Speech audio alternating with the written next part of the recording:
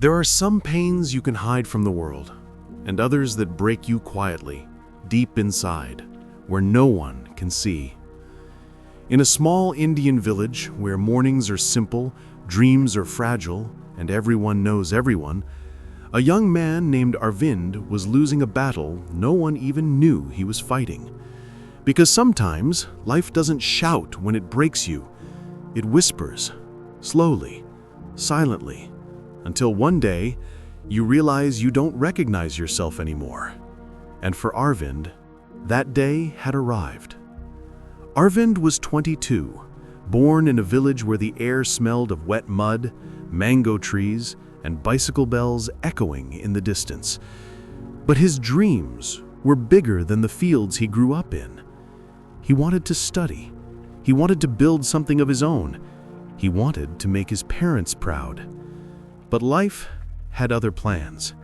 His father fell sick. Money ran out. His college seat slipped away.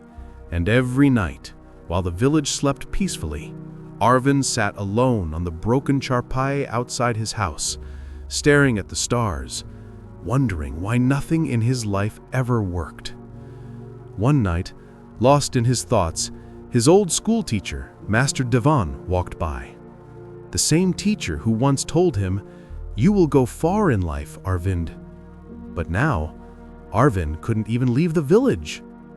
Master Ji stopped when he saw the sadness in his eyes. "Why do you look defeated, beta?" Arvind's voice cracked. "Master Ji, I tried everything, but life just keeps shutting every door in my face. Maybe I'm just not meant for anything." Master Ji sat beside him silently.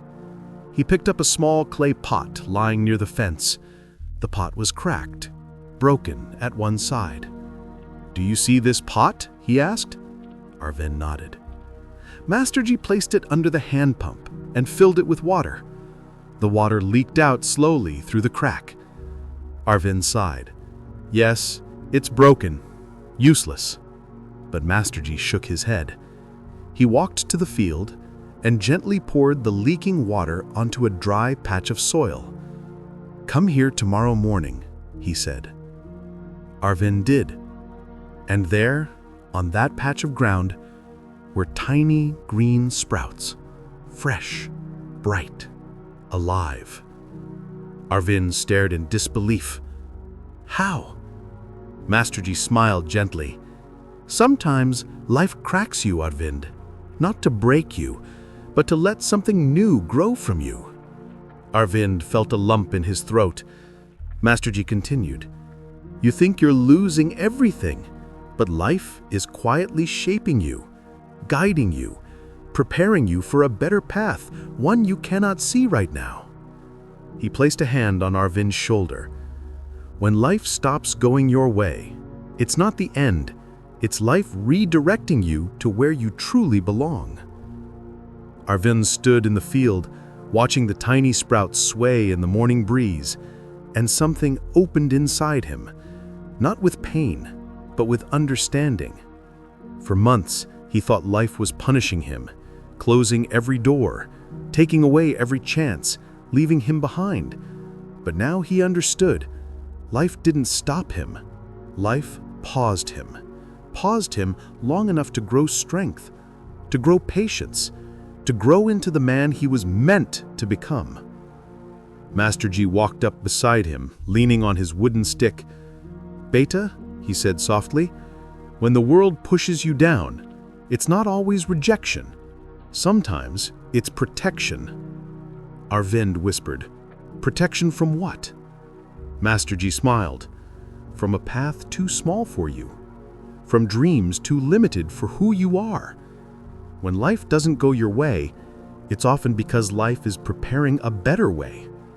The wind carried the smell of wet soil and new beginnings. Arvind closed his eyes, and for the first time, he didn't feel broken. He didn't feel stuck. He didn't feel left behind. He felt ready. Ready to fight again. Ready to dream again. Ready to grow even from his cracks. Because he finally understood, life doesn't end when your plans fail. Life begins when you trust the direction you're being pushed towards. And with that truth in his heart, Arvind took his first step back home, not as the boy who felt lost, but the young man who finally found his way.